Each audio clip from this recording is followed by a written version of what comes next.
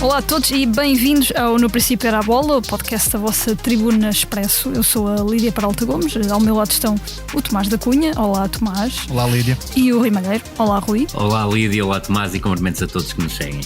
Neste episódio vamos falar da convocatória de Portugal para o Euro 2024, que saiu esta terça-feira, data em que estamos a gravar este podcast, mas não só, também do que aí vem. Temos final da Taça de Portugal este fim de semana e, porque o campeonato acabou de acabar, traçamos também uma espécie de best-of da Primeira Liga. Este podcast Expresso é só um de muitos que pode ouvir no site do Expresso ou na sua plataforma preferida. Histórias inspiradoras, os debates que importam, entrevistas exclusivas. Da cultura à política, da economia ao humor. Ouça onde e quando quiser. Fica a par das últimas novidades em expresso.pt/podcasts e nas nossas redes sociais. Expresso. Liberdade para pensar.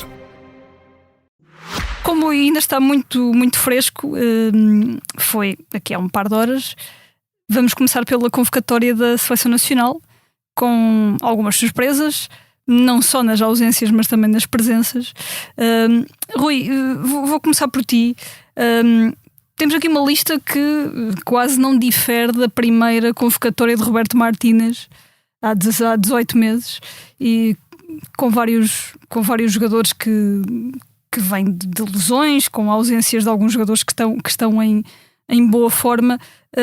O que é que te apraz dizer sobre as opções do selecionador nacional? Ele próprio definiu que esta convocatória seria muito mais a súmula dos 6 estágios que a seleção teve ao longo dos 18 meses do que outra coisa qualquer, mas depois entra em contradição, porque a verdade é que Francisco Conceição só foi chamado ao estágio de março e o próprio Pedro Neto, também aí, no caso mais devido a lesões, acabou por falhar várias das convocatórias e inclusive nos últimos 2 meses e quase meio apenas efetuou 12 minutos no último fim de semana diante do Liverpool.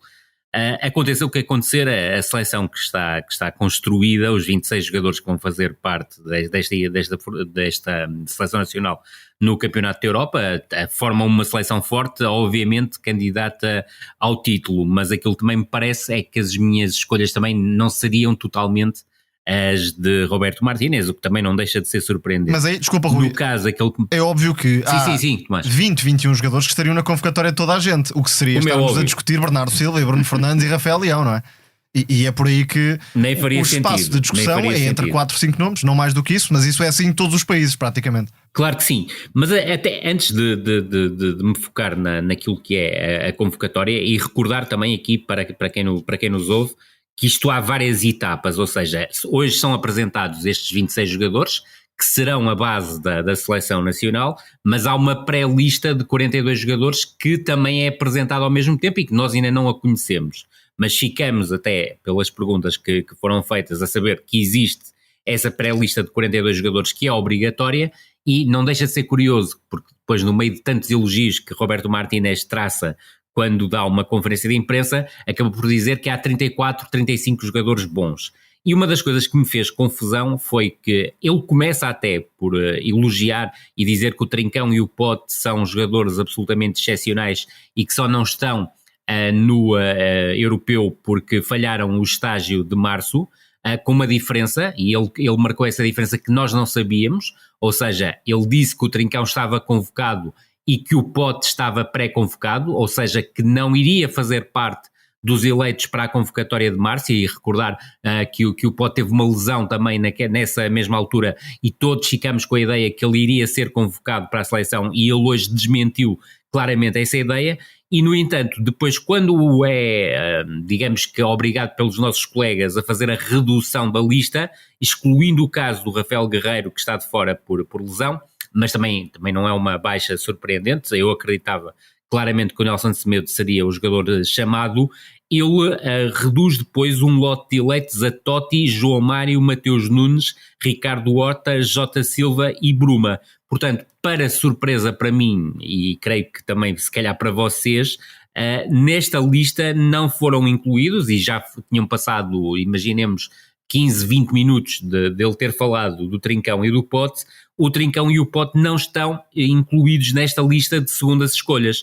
porque a verdade é que no dia 7 de junho Portugal terá que apresentar uma lista definitiva de 26 jogadores, o que significa que ainda haverá o particular diante da Finlândia, ou seja, o particular de 4 de junho, em que ele curiosamente faz uma analogia com o jogo da Geórgia, porque a Finlândia, e é verdade, opta normalmente por utilizar uma linha. E haverá alguns jogadores que até 7 de junho podem não estar em condições físicas. Convém não esquecer. Exatamente, Tomás, exatamente. E é importante perceber que até 7 de junho será feita uma escolha definitiva de 26 jogadores, que podem ser estes 26 jogadores, mas pode haver baixas entre estes jogadores e terão que sair obrigatoriamente da lista de 42 jogadores que será também entregue nos próximos dias e que nós não conhecemos, e voltamos a frisar esse aspecto, jogadores que podem fazer parte da lista final. E depois houve outra curiosidade, que foi Roberto Martínez ter falado de uma nova data, que é a data 17 de junho. E porquê é que Roberto Martínez falou da data 17 de junho?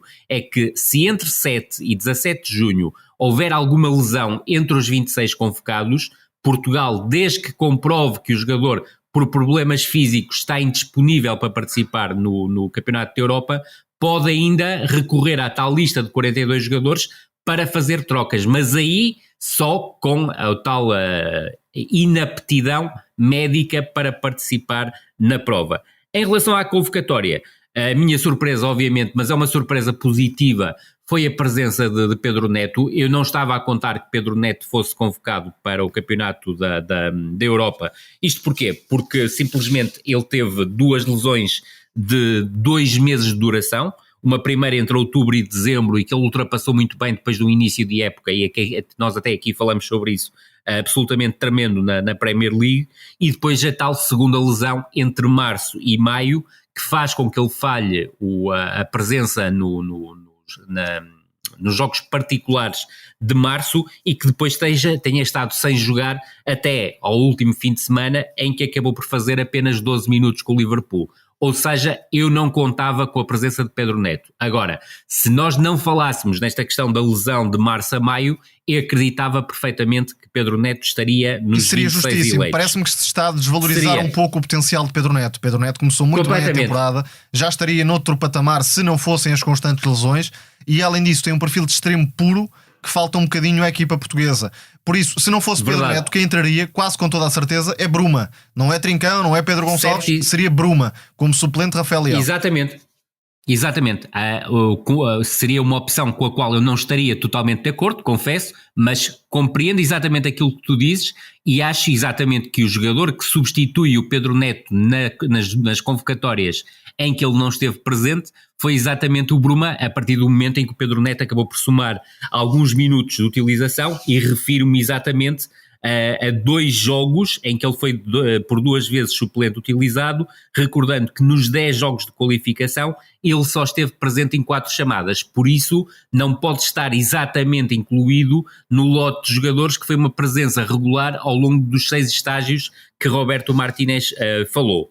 O outro aspecto, e aí estou completamente em desacordo com o treinador, aliás há 2 que estarei um pouco. Uma questão seria óbvia e esperava pela tal surpresa entre o Francisco Conceição e o Francisco Trincão.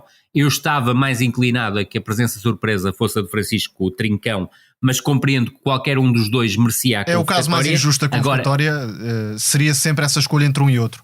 Talvez a mais difícil. Exatamente, obviamente, mas que obriga a deixar de fora Ricardo Horta, que era um jogador que cumpria todos os requisitos que Roberto Martínez falou, juntando obviamente o facto de ter sido, segundo Roberto Martínez, o único jogador para o qual telefonou. E também esta destrinça entre Ricardo Horta e os outros jogadores, eu creio que poderá não ser correta. Agora, ter um tratamento especial em relação ao Ricardo Horta e ter telefonado ao Ricardo Horta explicando-lhe, ainda por cima, porque ele diz na própria conferência que o Ricardo Horta, do ponto de vista técnico e tático, é um jogador perfeito e que fez tudo para estar no Campeonato da Europa.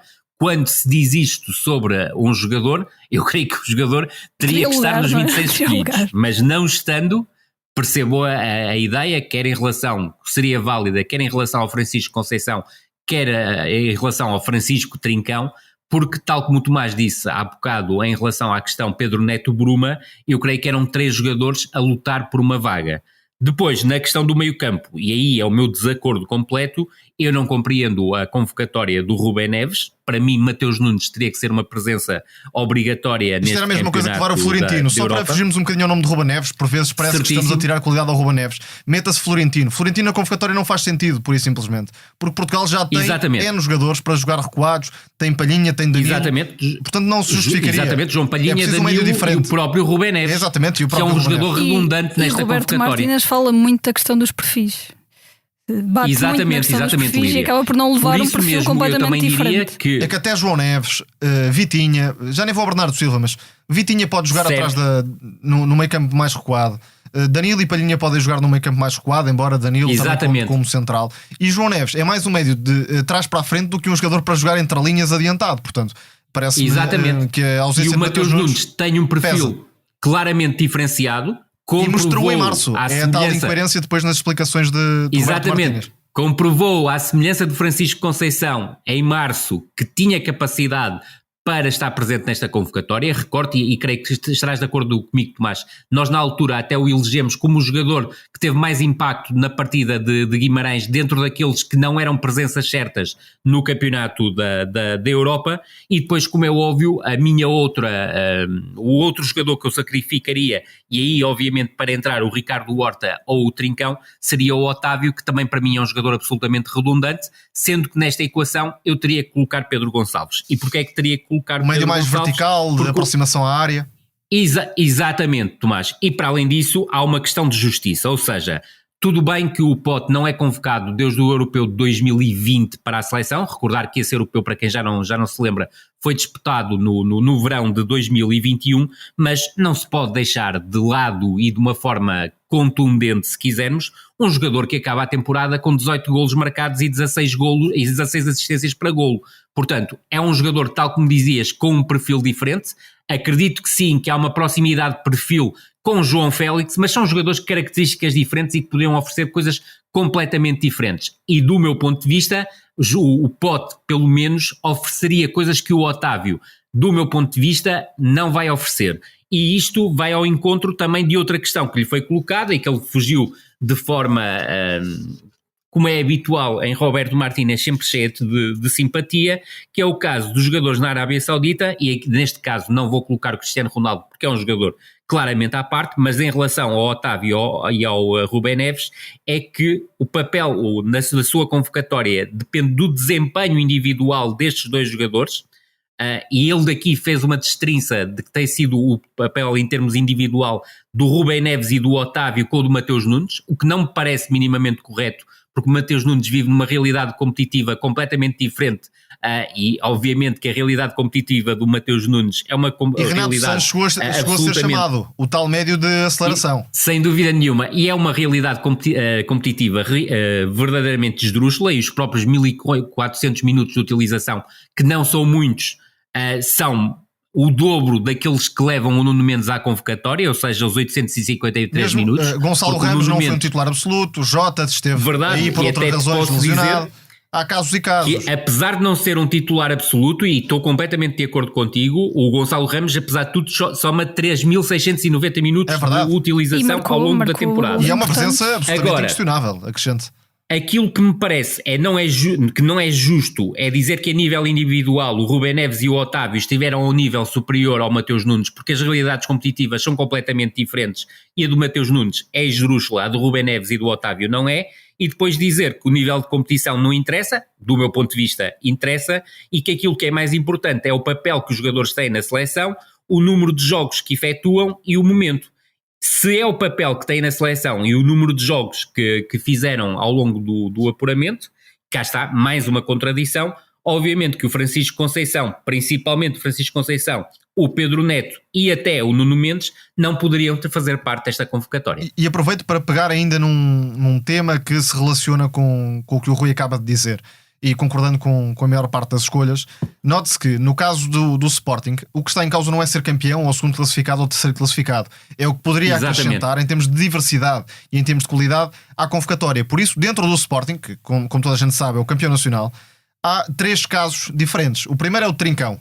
Trincão é aceitável que fique fora da convocatória, por mais que até merecesse estar na convocatória, porque vai Francisco Conceição, é uma escolha perfeitamente legítima de Roberto Martínez.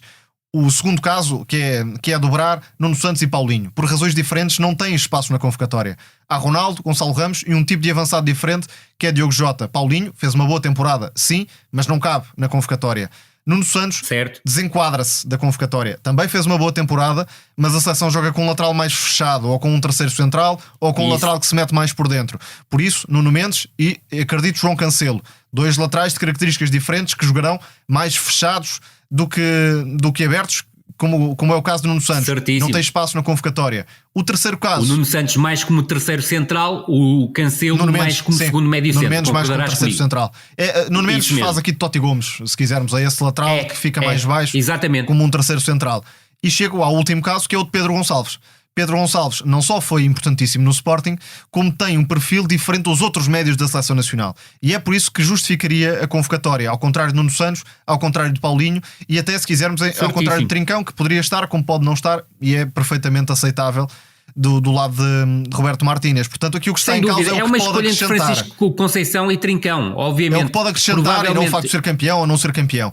Mas ainda podemos fazer aqui outra avaliação.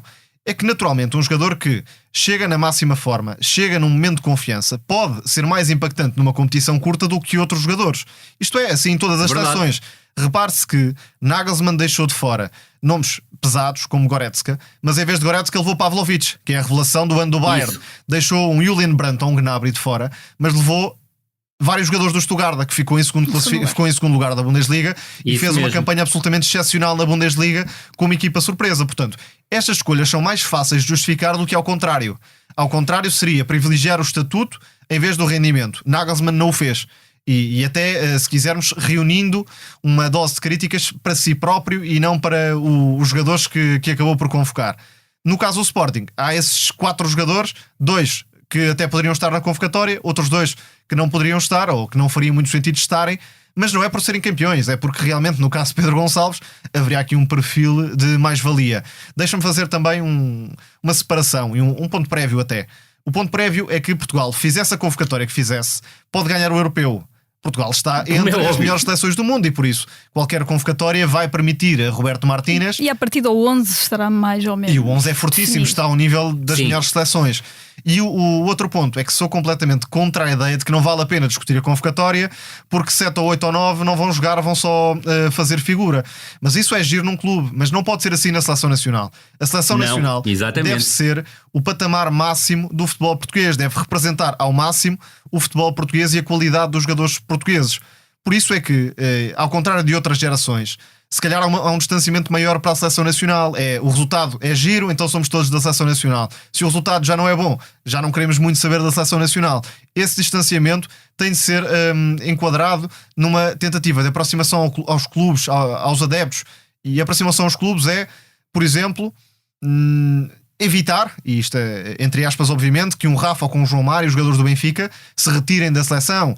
É evitar que haja as equipas portuguesas com pouca participação. É o caso, neste caso, nesta convocatória de um Sporting que poderia pelo menos ter mais um jogador. Há países que valorizam muito a cultura futebolística própria. A Argentina, o Brasil, sempre que possível fazem essa aproximação aos clubes nacionais, porque é assim que também se conquista adeptos para a causa da seleção, para uma união em torno da seleção. No Euro 2016 tínhamos uma grande participação de clubes portugueses. E isso faz a diferença na forma como os adeptos olham para a seleção nacional, e neste caso parece-me que é, e isso Roberto Martínez também fez por aparecer, um pensamento muito resultadista de clube, no fundo.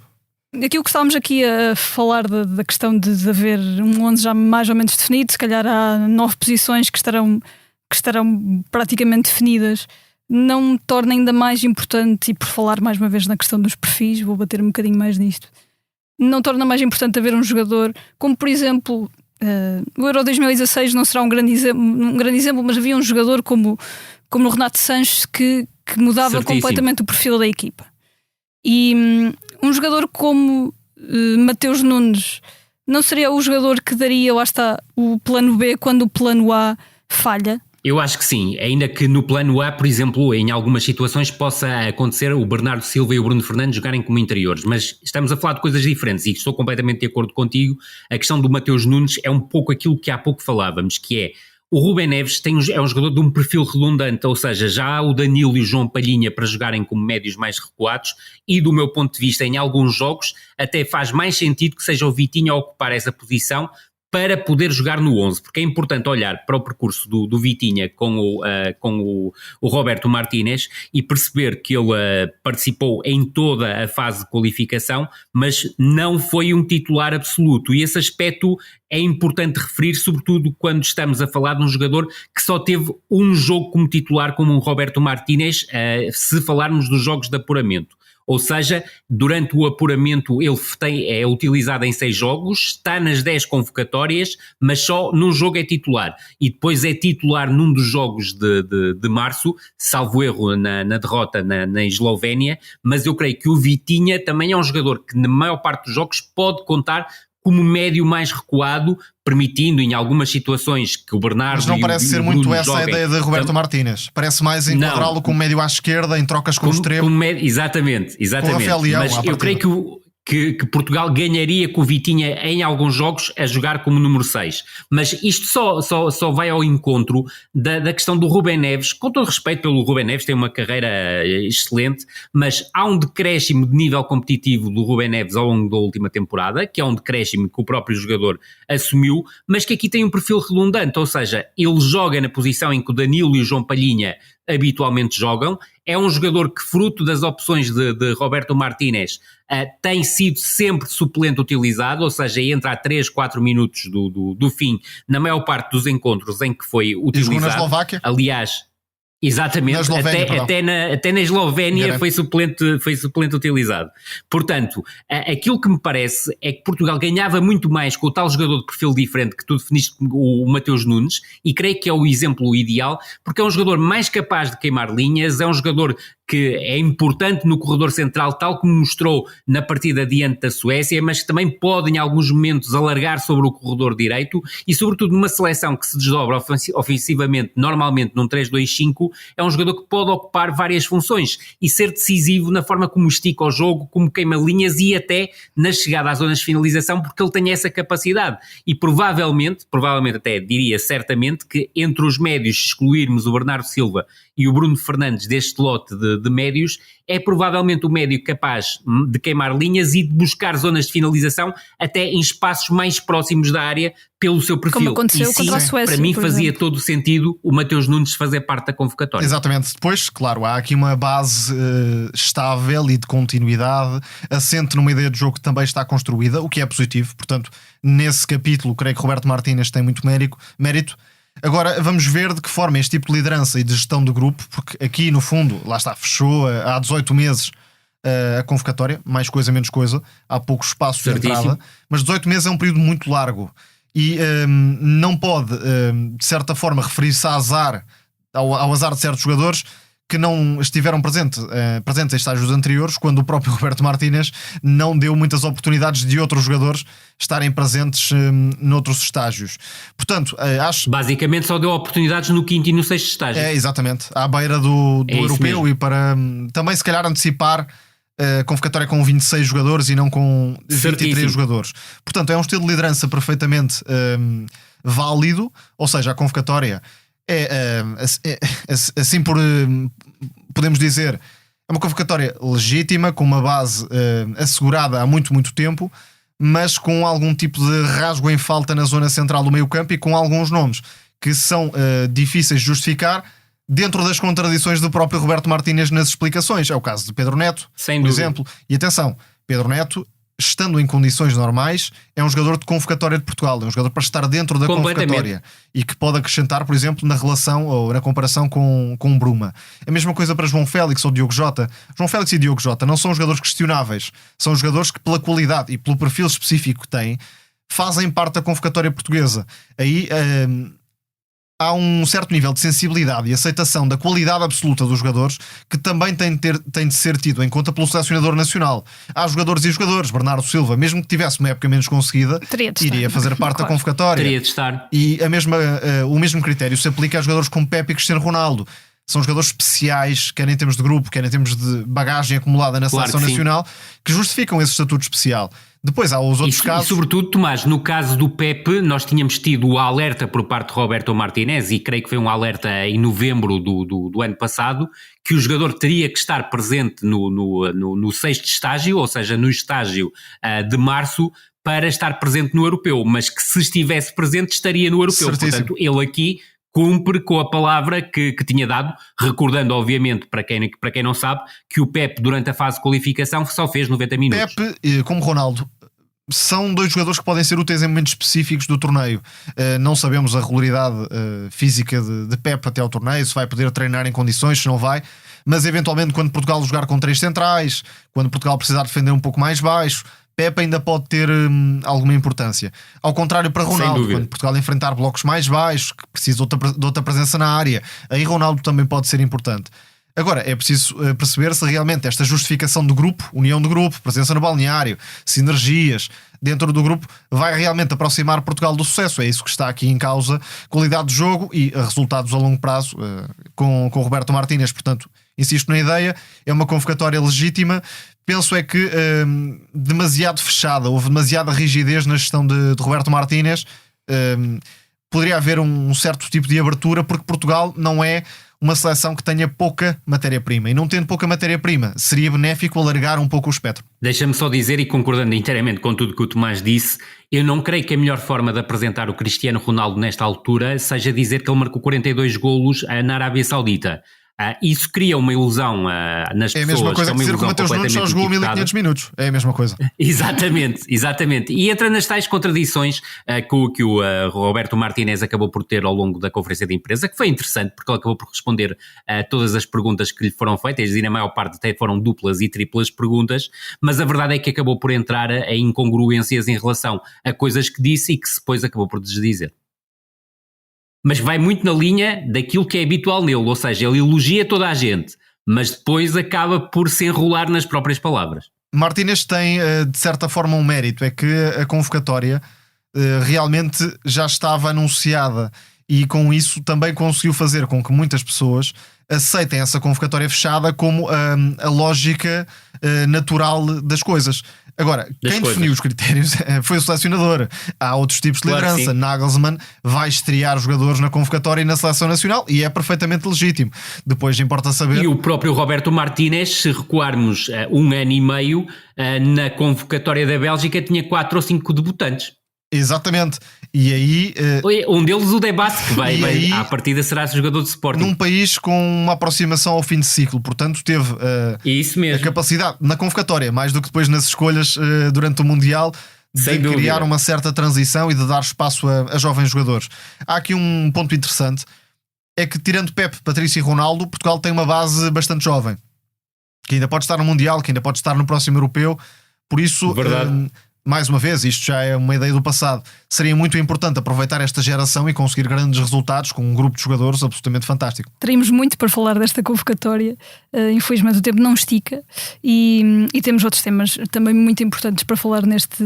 E vamos ter um europeu inteiro pela frente. Exatamente. Temos muito tempo para falar, quase um mês inteiro, para falar de europeu. Esta é aquela semana em que...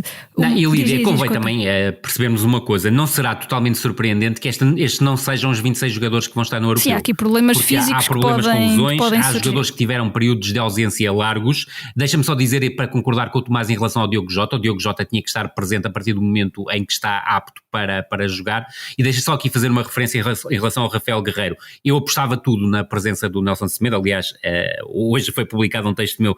Semedo joga em profundidade, convém ter em conta essas exigências do modelo de Portugal para perceber porque é que se leva um e não leva outro. E já agora e a questão faço uma menção ao Tiago Santos, porque é um jogador que dentro do critério de Martínez nunca poderia estar nesta convocatória, mesmo sendo nos laterais em destaque na temporada europeia. Sim, e provavelmente foi o melhor lateral direito da Liga Francesa, e isso não é coisa de menos. Nem mais. Em relação ao Rafael Guerreiro, só sublinhar que é um jogador que tem uma carreira marcada por sucessivas lesões e, sobretudo, esta temporada vai na 5ª lesão.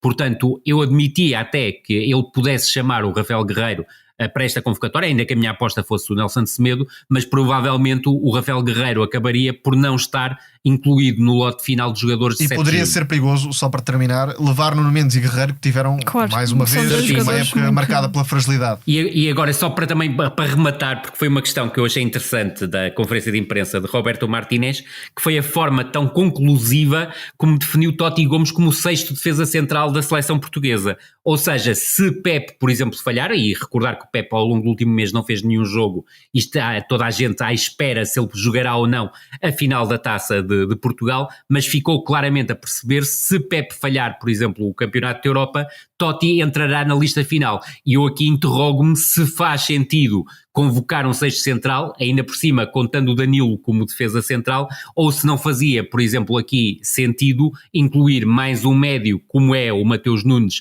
ou um médio mais ofensivo como é o Pote, ou até mais um extremo na convocatória. Estava a dizer que esta semana é aquela semana em que tudo conflui, como um rio. Tivemos a convocatória da seleção, vivemos no último fim de semana o final do campeonato, temos logo a seguir a final da Taça e a verdade é que, apesar da última jornada já pouco definir, além do terceiro lugar entre o Futebol Clube do Porto e o Sporting de Braga, não podemos passar ao lado do final do campeonato. Este fim de semana, a última jornada, com festa em Alvalade, e o Porto lá está a confirmar o tal terceiro lugar naquela quase final no Minho. Nós meio que desafiámos o Tomás e o Rui a darem-nos o seu 11 da temporada. Não sei se este 11 vos deu tantas dores de cabeça como a convocatória de Roberto Martínez, mas em algumas posições acho que foi bastante óbvio. E já agora acho que o Rui vai escolher isso, portanto posso lançar já. Ricardo Velho é o nosso guarda-redes, não é, Rui? Mas aí é aceitável que, numa lógica de terceiro guarda-redes, há já tal ideia fechada de grupo, de treino, completamente de acordo etc. contigo. Isto pode não ser aplicável a outras posições, mas é o critério seguido. Mas Ricardo Velho fez de facto uma temporada fabulosa. Não sei qual de vocês quer começar, mas... Posso começar eu, não há problema nenhum. Lá, Ricardo Velho na baliza, eu optei por uma estrutura em 4-2-3-1, o que vai contrariar um bocado a lógica dos centrais que eu escolhi, mas acho que faz mais sentido fazer assim. Portanto, Ricardo Velho na baliza, Costinha do Rio Ave como lateral direito. Confesso que aqui tive algumas dúvidas entre ele e o Rodrigo Gomes, mas o Rodrigo Gomes acabou por ser lateral numa estrutura com 3 defesas centrais e acabou por jogar tanto a lateral direito como acabou a temporada a lateral ala esquerdo, mas também, sobretudo, parece-me um jogador que, em termos futuros, pode fixar-se nessa posição numa estrutura com 3 defesas centrais e pode também ser aquilo que ele realmente é, um avançado interior também numa estrutura como o 3-4-2-1, portanto aqui uma menção honrosa e muito honrosa ao Rodrigo Gomes, que fez uma excelente temporada. A minha dupla de centrais escolhida foi Coates, Gonçalo Inácio, e o lateral esquerdo escolhi o Francisco Moura, ainda que pudesse escolher aqui também o Nuno Santos, acho que seria uma escolha justa, mas foi também um bocado aqui pela questão de ter colocado 2 centrais de uma estrutura de 3 e querer colocar laterais no caso do Francisco Moura, que tanto pode jogar numa estrutura de 3 como numa estrutura de 4. Meio campo não tive dúvida nenhuma, Yulman e João Neves.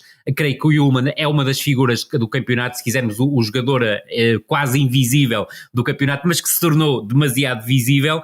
E depois no tridente de apoio ao ponta de lança, que é inevitavelmente o Gyökeres, que é a minha escolha para jogador da temporada, o que não é minimamente surpreendente, acabei por colocar Trincão, Pote e Di Maria, com uma menção honrosa ao Francisco Conceição. O meu 11 não é muito diferente, aliás, não era possível que fosse muito diferente.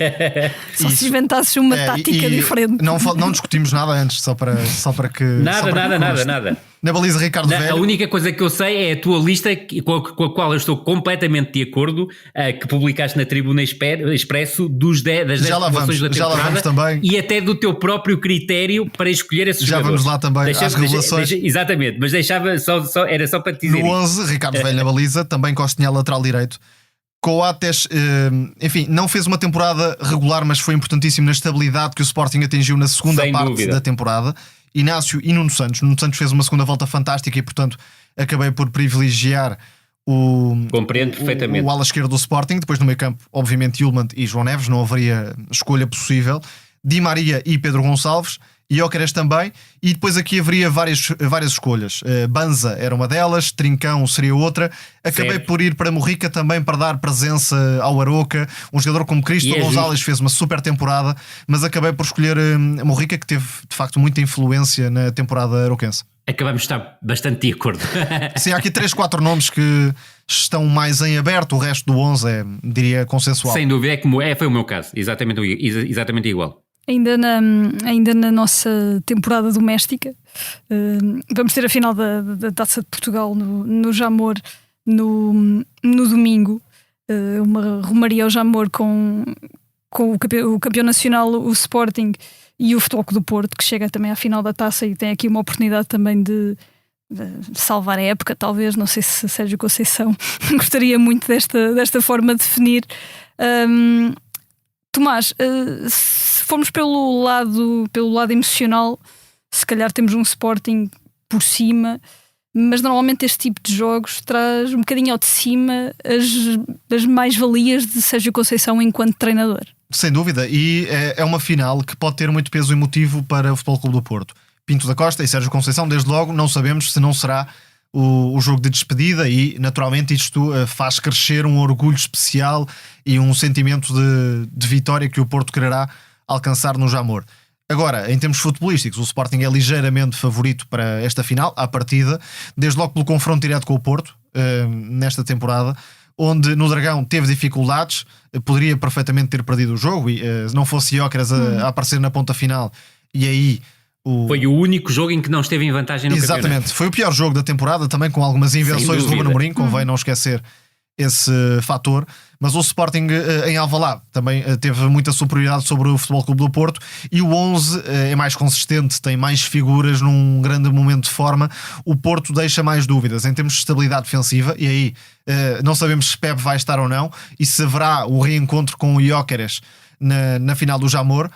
Ao mesmo tempo, parece-me que Conceição aprendeu um pouco a lidar com o Sporting e a lidar com o Gyökeres também no jogo do Dragão, e pelas consequências do jogo de Alvalade, defendendo um pouco mais baixo, tirando o espaço nas costas à equipa do Sporting. Agora, a qualidade individual da defesa do Porto não é muito elevada, ainda mais se faltar Pepe. Porto está a jogar com Zé Pedro a titular neste Exatamente, momento. Pode ser um setor frágil e que o Sporting consegue explorar.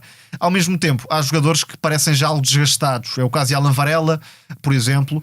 Penso que o Porto pode ter em Taremi um joker, como aliás tem sido nas últimas partidas, seja titular e voltou a ser ou seja suplente na final utilizado. Do campeonato de Braga. No jogo de Braga voltou a ser importante. Mesmo. Para o Porto, mais uma vez, a chave do sucesso pode estar em Galeno, quer no apoio defensivo, quer na forma como vai esticar o jogo do Porto no corredor esquerdo. Mas diria que, claro, que o Sporting, com a consistência defensiva com que aborda o final de temporada e com certas figuras, Gyökeres à cabeça, mas Ullmann, Pedro Gonçalves, Trincão, tem aqui uma certa superioridade. Vamos ver se a confirma ou não. Do lado do Sporting, já agora para fazer face à despedida eventual de Conceição, de Pinto da Costa, há também um possível sentimento de injustiça em jogadores como Trincão e Pedro Gonçalves, que pode revelar-se para o bem como pode revelar-se para o mal. Vão querer mostrar qualquer coisa, não é? Rui, também acreditas que o último jogo da Primeira Liga entre estas duas equipas é uma boa base para o Futebol Clube do Porto trabalhar e preparar este jogo? Eu creio que sim. Eu creio que o primeiro jogo, o jogo em que o Sporting venceu em Alvalade o Futebol Clube do Porto de forma absolutamente inequívoca, foi uma boa aprendizagem para Sérgio Conceição perceber aquilo que não deve fazer diante do Sporting e que não irá fazer seguramente no Jamor, e que veremos um Futebol Clube do Porto muito mais próximo daquele que recebeu o Sporting. E nós na altura aqui falamos que o Futebol Clube do Porto, e até o Ruben Amorim concordou connosco por isso, poderia ter sido um vencedor justo da partida, mas a verdade é que o Sporting em 62 minutos acabou por dar não a volta ao marcador, mas passar o resultado de 2-0 para 2-2, algo que também que pode acontecer numa final da Taça de Portugal, caso haja esse ensejo, ou seja, estar uma equipa a vencer de forma concludente por 2-0 e por cima no jogo,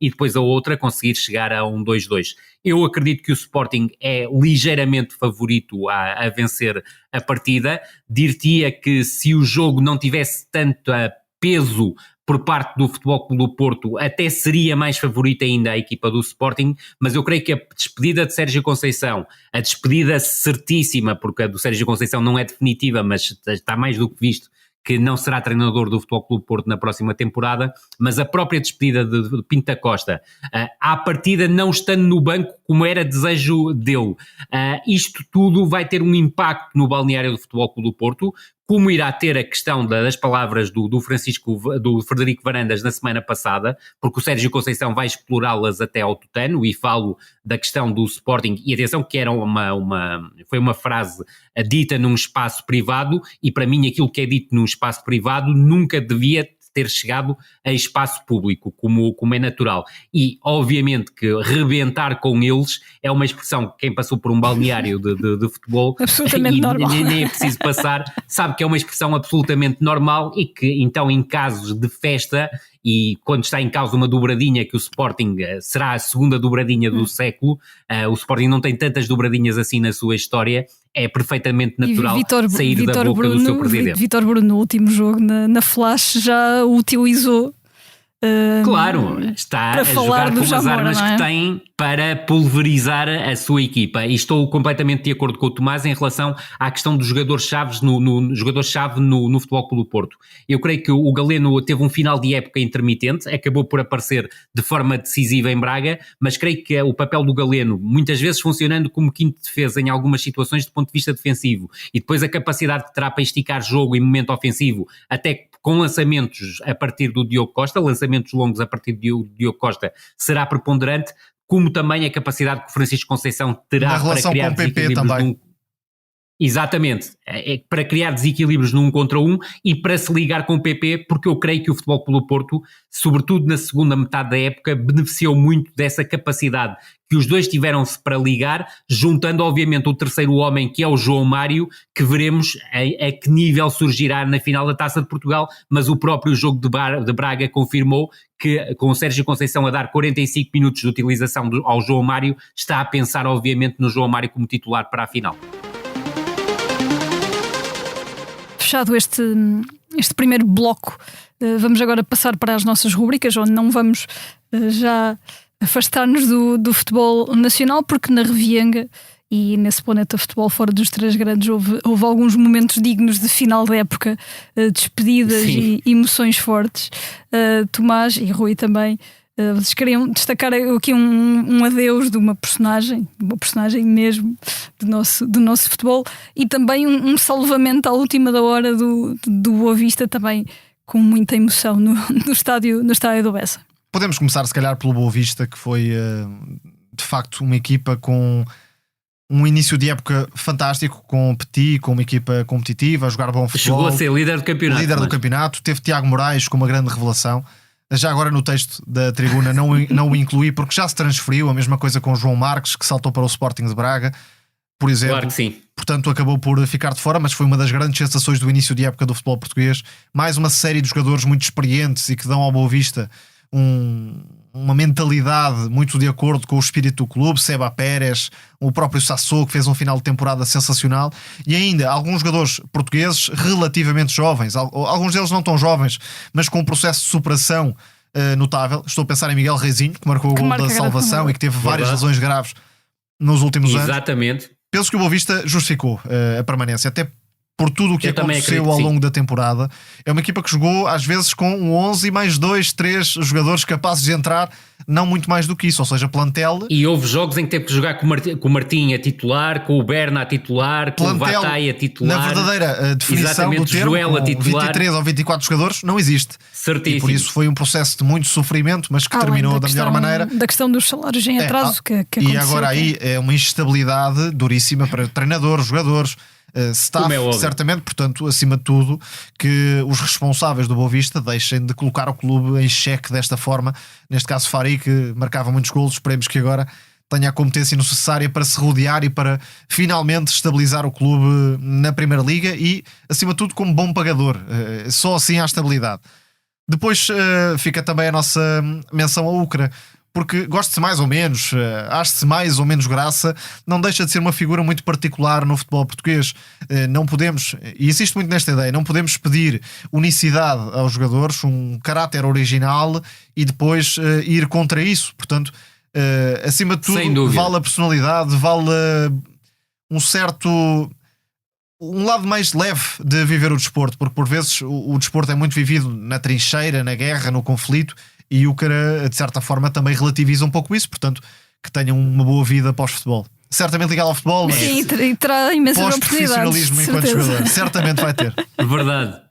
Não, eu creio que ao futebol português faltam mais jogadores com a personalidade e com o perfil do Ucra, que não têm medo de falar, não têm medo de intervir, não têm medo de aparecer, mesmo que as situações possam ser mais ou menos inusitadas e as pessoas acharem mais ou menos graça, mas também sublinhar aqui, e até o fiz a semana passada na RTP, que o Ucra é um jogador muito à semelhança daquilo que é o Cândido Costa hoje em dia, e o Cândido Costa, que foi sempre um jogador tremendamente divertido, transformou-se numa figura a nível mediático muito interessante, que vai muito para além, obviamente, do comentador de futebol no 11, e aqui perdoem-me também por só puxar uma brasa à minha sardinha, mesmo estando na concorrência, sendo, por exemplo, num concurso como é o caso do Taskmaster, acaba por se tornar num protagonista notável, e acredito muito que a carreira do futebol. Exatamente, acredito que a carreira do Ucra e quem sabe até nesta casa mais ou menos emprestada não poderá passar por aí, porque eu acredito que sim, porque estes jogadores de futebol que têm cuja vida vai muito para além do futebol, e é isso que é importante, e que depois têm esta vertente do entretenimento, estão a mostrar que são capazes de vingar neste tipo de situação, sendo que também já vão surgindo cópias brancas, que também não deixa de ser interessante. E repara que, além disso, daqui a 10, 15, 20 anos, quando pensarmos no Rio Ave, se calhar, Ucra, Tarantini, são jogadores que deixam uma marca, que são lembrados por boas ou por razões menos boas, mas têm uma marca distintiva, e depois, claro, cada um interpreta a figura da forma que entender melhor. Depois, em relação àquilo que o Tomás disse sobre o Boa Vista, estou completamente de acordo. Eu, curiosamente, nos últimos 3 playoffs, que foram os 3 playoffs que existiram, acertei na equipa que subia de divisão. Neste caso, apesar do futebol do Portimonense ser às vezes caótico, tenho praticamente a certeza absoluta que o Portimonense vai se manter na primeira divisão.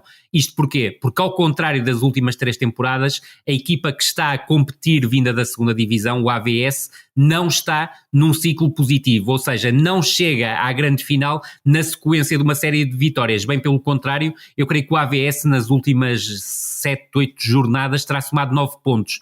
Portanto, está claramente num ciclo negativo, e eu creio que o Portimonense irá impor no play-off, independentemente do AVS, e é bom recordar, só por cerca de 15 minutos não esteve em zona de subida, ou seja, nos 3 primeiros lugares ao longo de toda a temporada. E vem a situação quase inusitada de saber qual é o destino do treinador no próximo ano, e que o destino não passa ao por jogo ele, decisivo, e perdê-lo em casa contra uma equipa tranquila, o que é tudo menos normal. Sim. E Jorge Costa falou um bocadinho de que era uma questão de cabeça, não é? Neste momento era uma questão de cabeça, que é se calhar a pior coisa para se encarar Percebo perfeitamente Jorge Costa, mas neste momento já não é só uma questão de cabeça na equipa do Desportivo, da equipa do AVS.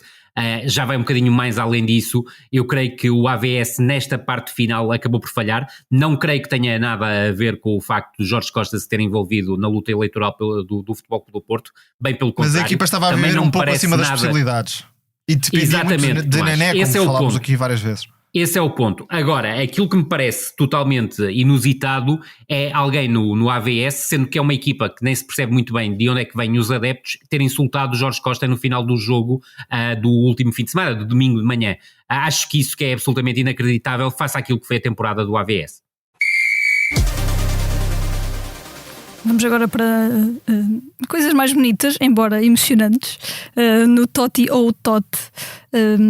Não queremos amargura hoje, portanto vamos destacar não só o adeus de Jürgen Klopp, despediu-se este fim de semana em Anfield, com um daqueles adeus dignos de muitas cortadelas de cebolas, mas também as reações que chegaram de fora do Liverpool, que mostram que Klopp transcende rivalidades, transcende uma série de coisas pela figura que é, pelo treinador que é, mas também muito pela figura que é. E uma das reações mais emotivas foi, curiosamente, de Pep Guardiola. Sem dúvida, e foi a maior rivalidade do futebol nos últimos 7 anos.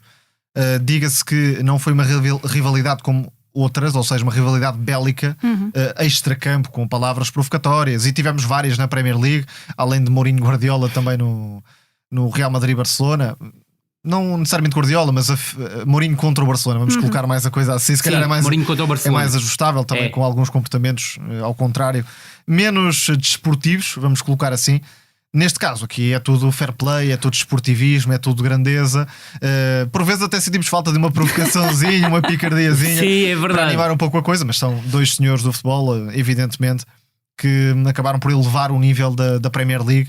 E nesse sentido de elevação, Guardiola ganha mais uma liga com o rival a fazer a segunda melhor pontuação de sempre, neste caso o Arsenal. 89 pontos, é impressionante. E a não dar título. É pesado para o Arsenal, já foi pesado noutras alturas para o Liverpool.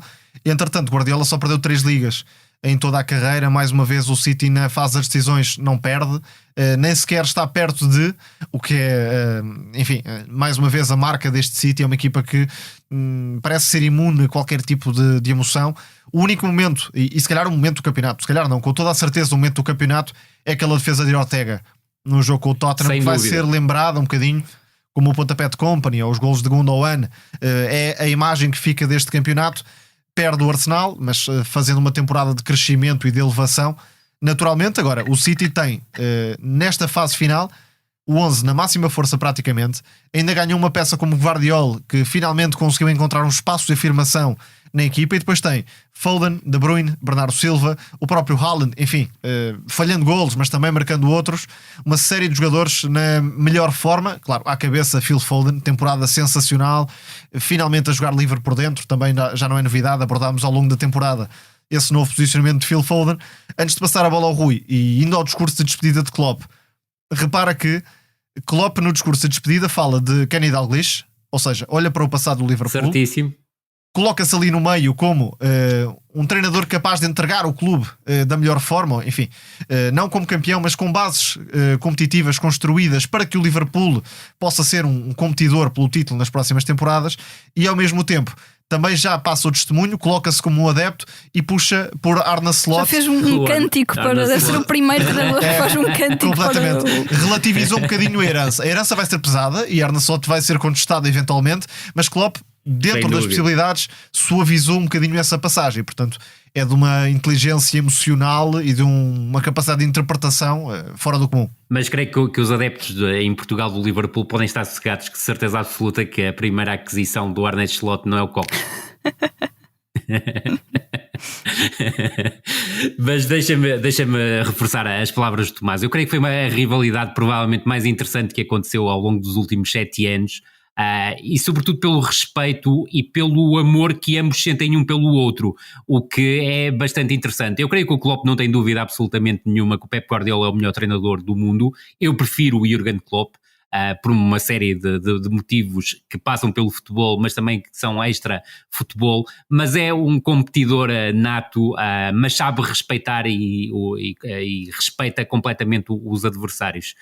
Eu acompanhei muito o percurso do Klopp como treinador do Borussia de Dortmund e estava-me a lembrar desta despedida. Esta despedida tem fóruns e tem contornos muito próximos àquela que aconteceu no Borussia de Dortmund, até na dança. Desta vez foi rap, da outra vez foi rock, que o Klopp teve na festa de despedida. Nessa festa de despedida do Dortmund houve também uma curiosidade que bate exatamente com aquilo que o Tomás disse. Ele falou na altura do passado do Borussia de Dortmund e até evocou os heróis do campeonato que venceram a Liga dos Campeões em 1996. E Ricané é o diretor esportivo. Falou da altura... Exatamente, falou à altura do presente com ele e da conquista de um bicampeonato que foi tremendamente importante, sobretudo porque quebrou claramente ali a questão do reinado do Bayern de Munique, depois criou um novo reinado e na altura também abriu portas a um futuro do Borussia de Dortmund que, curiosamente, se quiseres, tem o ponto mais alto e creio que estarás de acordo comigo com a final da Liga dos Campeões que terá este ano diante do Real de Madrid. E cá está, eu creio que o Jürgen Klopp tem muito a acrescentar ao futebol internacional pela sua postura, ao futebol mundial, pela sua postura dentro e fora das 4 linhas.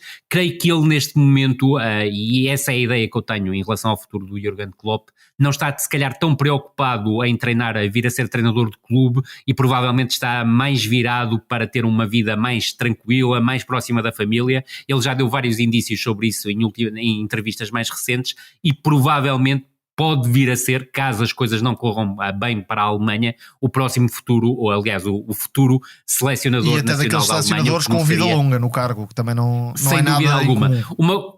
Uma coisa que eu teria curiosidade é perceber se o Jürgen Klopp alguma vez aceitaria ser treinador do Bayern de Munique. Eu tenho a impressão que não, mas posso vir a estar muito enganado. Se fosse fácil não era para ele, não era? Exatamente. Neste momento parece que ninguém aceita, não é? Verdade. Se calhar vai ter de ir empurrado. Até quem não é convidado, que é uma coisa que não deixa de ser curioso. Vamos agora passar para o arte vem depois. Rui, a vida não é só as seleções principais, já falámos aqui muito da seleção principal portuguesa. Vais falar do Euro. Não, e vamos para uma competição fetiche minha e do Tomás, por isso. Vais falar um bocadinho por isso também a via está completamente aberta para o Tomás. Para o Euro salientar, vamos falar obviamente do Europeu de Sub-17. Só ia dizer que neste momento, quando estamos a gravar, Portugal está a correr Portugal a jogar Espanha. com Espanha. Eu imagino que esteja a ser um jogo fantástico, mas pronto, nós iremos ver o jogo, está garantido. Está garantido que iremos ver o jogo, porque Portugal tem uma geração, eu não sei o resultado, muito sinceramente. Tal como a Espanha, de resto. Quer de um lado, quer do outro. Quer de um lado, quer do outro. E posso começar por aí. Eu creio que este Espanha-Portugal muito provavelmente é o confronto entre as duas melhores equipas do torneio. Do ponto de vista individual, eu vou mais por aí, do ponto de vista coletivo, eu aponto mais que Portugal e Espanha são favoritos. Creio que a França e até a própria Itália, mas aí mais com o peso do individual, tem uma palavra a dizer nesta competição, e Portugal e a Espanha estão incluídos num grupo que é verdadeiramente o grupo da morte, mas salientar principalmente em Portugal aquele que pode ser o Campeonato da Europa de afirmação definitiva a nível internacional, quer do Rodrigo Mora, quer do Giovanni Quenda. Eu creio que são os dois jogadores que são mais capazes de imprimir a diferença na seleção portuguesa, independentemente de haver mais jogadores interessantes, nomeadamente o Gabriel Silva, avançado do Sporting, referir o Rodrigo Mora, que já joga pelo Futebol Clube Porto B, e o Giovanni Quenda, que já joga pelo Sporting B, e que o Ruben Amorim até falou na possibilidade de vir a estrear-se pela equipa principal, mas depois disse que, sendo que o Giovanni Quenda irá ser campeão mais tarde ou mais cedo pelo Sporting e que terá mais oportunidades de o ser, para justificar, por exemplo, a aposta no Miguel Menino, que será um jogador que irá abandonar já com 21 anos, creio, mas corrige-me se eu estiver enganado, o Sporting no final da temporada. E depois há uma equipa de Espanha muito baseada na formação do Barcelona, que é uma equipa com uma qualidade tremenda. Eu saliento principalmente no meio campo o Marc Bernal, que já não é uma novidade em termos de europeu sub-17, e o Kim Juniente, que é também um jogador que me parece extremamente interessante, e sobretudo um miúdo que é de uma geração ainda mais baixa que esta, que é o Guilherme Fernandes, que eu creio que poderá ser um dos protagonistas deste campeonato de Europa. Ele joga normalmente como médio interior, médio ofensivo, é um jogador de grandíssima qualidade, também pode jogar derivado para uma das alas vindo para o corredor central, e finalmente o Juan Hernández, que eu não sei se será titular ou não, que por norma joga como falso 9, mas também pode jogar como interior ofensivo ou como falso extremo. Para mim são estes as principais figuras das duas seleções que claramente são mais fortes neste campeonato da Europa. Saliento obviamente o Francesco Camarda na seleção de Itália, daí também referir que a Itália se calhar vai ter um maior peso do individual em relação ao coletivo, mas depois há uma série de jogadores muito interessantes, até o próprio Andrea Natali na seleção de Itália. Chama a atenção para o Shido Odi, que é o avançado da Dinamarca, que já chamou a atenção ontem, mas que eu já conhecia das escolas do Arsenal, e acredito que e Oyer também na Dinamarca, um médio criativo. Exatamente, muito interessante, muito interessante. Há os casos do Boadi, de um jogador que tem um nome que já há muito tempo é referenciado, apesar de ser um miúdo de 16 anos, que é o Ryan Messi, e para além também do Enzo Cernal, que eu creio que poderá ser uma mais-valia na seleção francesa. O próprio Ethan Nwaneri, da seleção inglesa, já tem muito estatuto nestas andanças. Justíssimo. Salientaria também na seleção inglesa, não sei se estarás de acordo comigo, o Mickey Moore e o Chris Rigg, são jogadores também que me parecem bastante interessantes e que podem destacar-se nesta competição. Moore até se tirou na Premier League pelo Tottenham. Exatamente, tenho alguma curiosidade também em relação ao Pulic, que joga na seleção da Croácia, e do próprio Šutuk, que são dois jogadores interessantes, e do Svetkovic, que é uma promessa da Sérvia, que também me parece ser um jogador que pode aqui surpreender. O meu último destaque a nível individual vai para o Antwi, que é um jogador da seleção sueca, que também me parece bastante interessante. Há um lote de jogadores que provavelmente nós iremos alargar ao longo das próximas semanas, vendo os jogos das competições, e ainda ontem o Tomás salientava o miúdo da Ucrânia, que se destacou muito perfeitamente nesta primeira... Exatamente, pelo bom trato de bola, até pelo físico franzino, a qualidade técnica claramente acima da média, e que me pareceu dos jogos de ontem, juntando obviamente o caso específico do Odi, que já é um jogador já com algum conhecimento a nível internacional, fruto dos seus desempenhos no Arsenal, as figuras do primeiro dia, quando estamos agora no segundo dia, e obviamente com uma curiosidade imensa para ver o Portugal-Espanha, que deve estar a ser um jogo absolutamente espetacular.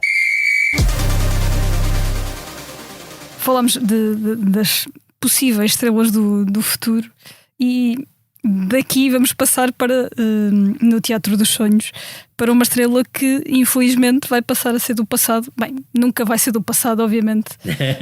Para nós, nunca, nos nossos corações, nunca será do passado. Não, e pode tornar-se um jogador fantasma, que é o primeiro a receber uma bola de ouro já reformado. Se não der cabeçadas a ninguém, vamos lá ver. Exatamente. Mais paralelismos. Mas no Teatro dos Sonhos, obviamente, esta foi de última hora. Hoje recebemos essa notícia. Que eu acho que surpreendeu até o próprio Real Madrid. Sim, parece que sim, também através do comunicado da equipa.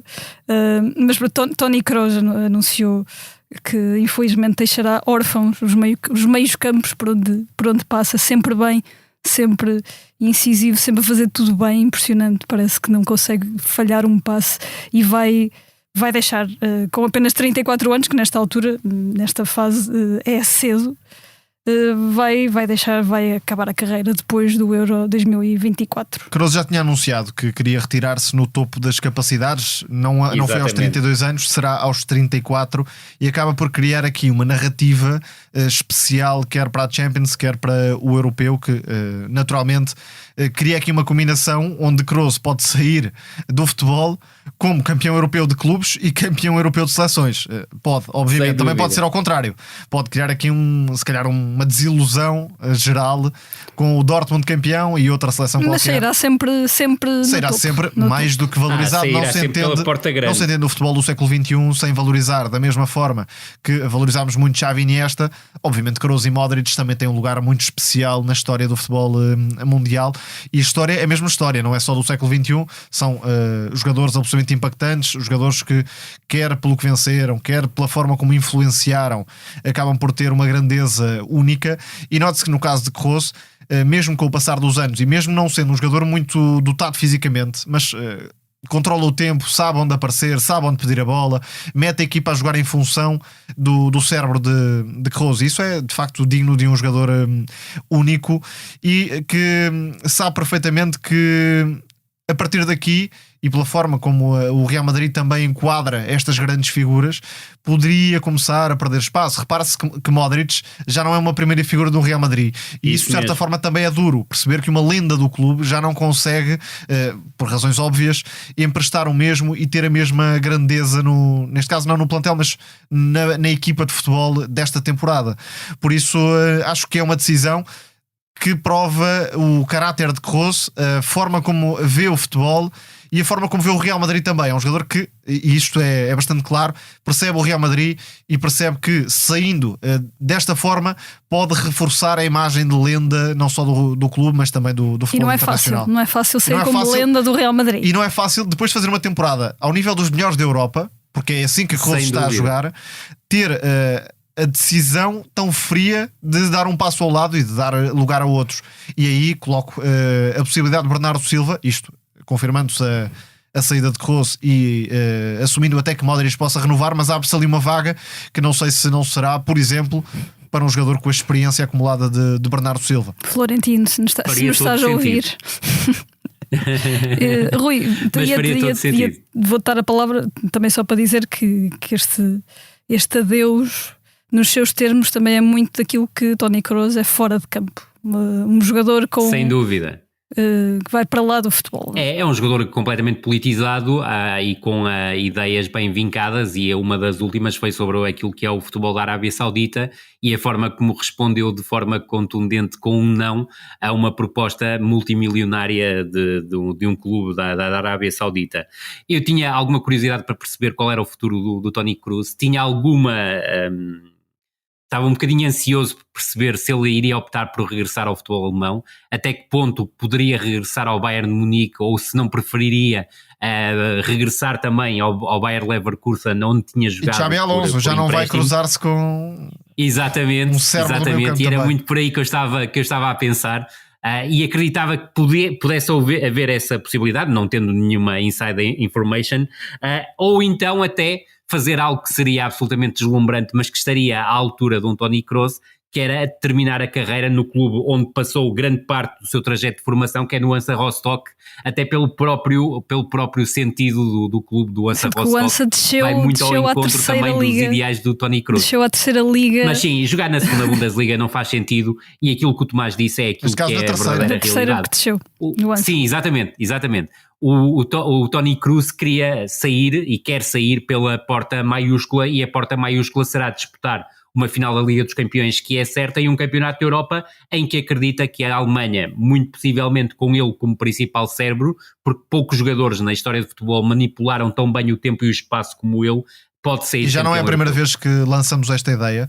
Em caso de sucesso coletivo e com a importância que Kroos tem nas equipas, até poderia receber uma distinção individual em final de carreira, até porque há aqui este sentido de homenagem, vamos por assim, mas neste caso uma homenagem merecida, não é uma homenagem porque fica bem. Não. Seria um jogador premiado, nesse caso, repito, com uma distinção individual, o que não é Aliás, muito normal nós na semana passada, não antevendo este cenário, ou seja, não antevendo o cenário de reforma do Kroos, admitindo até que também tenha passado pela cabeça a hipótese de ele regressar à Alemanha, um dos dois clubes que eu referi. Mas até neste caso até faria mais sentido mais ao Leverkusen do que ao Bayern, tendo em conta também o pensamento futebolístico do Kroos. Só não sei o nível de certeza, o nível de certeza, isto é, se o Real Madrid perde a Champions, se a Alemanha perde o Euro, vai mesmo retirar-se. Fica aqui este ligeiro ponto de interrogação. Mas nós tínhamos falado aqui, e nada mudou em relação a isso, que muito possivelmente o Vinícius Júnior e o Kroos vão se digladiar pela bola de ouro. Sim, pois há jogadores ingleses, 2024. Caso a Inglaterra tenha sucesso, e acho que será por aí. Exatamente.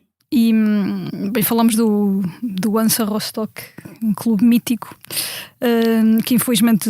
Com o Santo Paulo, e já falámos aqui, a conseguir a subida da divisão, e pela primeira vez na sua história a estar uma divisão à frente do Hamburgo. Vamos falar de outros clubes alternativos, um bocadinho aqui à boleia do impressionante apuramento do Brest para as Champions do próximo ano. As Champions do próximo ano que vai ter vários clubes muito interessantes, uma espécie de chapada na Superliga, se me permitem este à parte.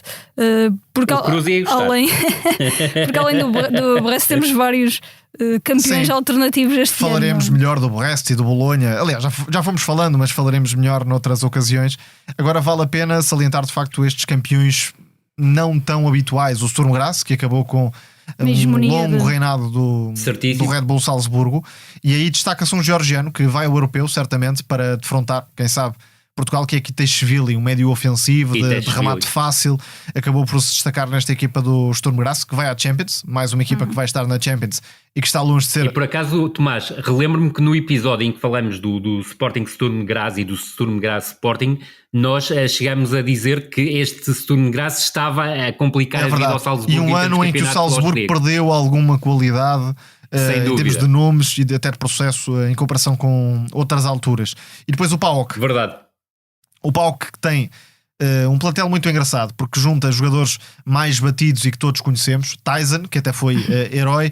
Zivkovic, também outros jogadores portugueses, ou com passagem no futebol português, ou com uma passagem mais discreta, mas que têm também a sua importância. Vieirinha é subejamente conhecido, dispensa qualquer tipo de... E é uma lenda da casa, não é? Também há Rafa Soares, por exemplo, lateral esquerdo, e André Ricardo, um jogador que, se não me engano, mudou-se para Salónica com José Boto. Isso. Certo, Rui? Foi. Exatamente. E depois há... Posso confirmar. Alguns jovens gregos, o PAOK é uma boa escola de formação, e há 2 jovens gregos que vale a pena destacar. Kouliarakis, estou aqui a recorrer-me da cábula para não dizer mal o nome.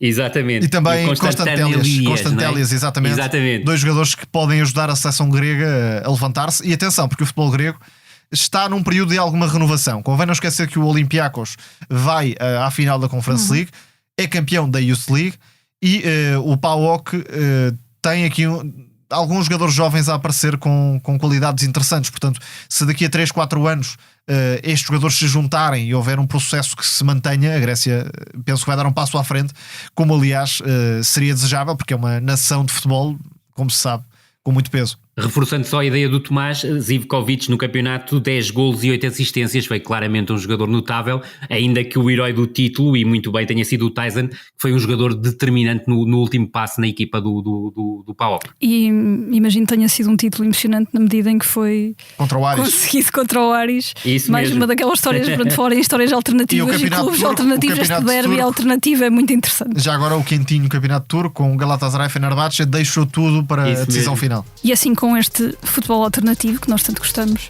que fechamos mais um episódio de No Princípio Era a Bola. A sonoplastia foi do Tomás Delfim. Muito obrigada por nos acompanharem aí desse lado e até para a semana.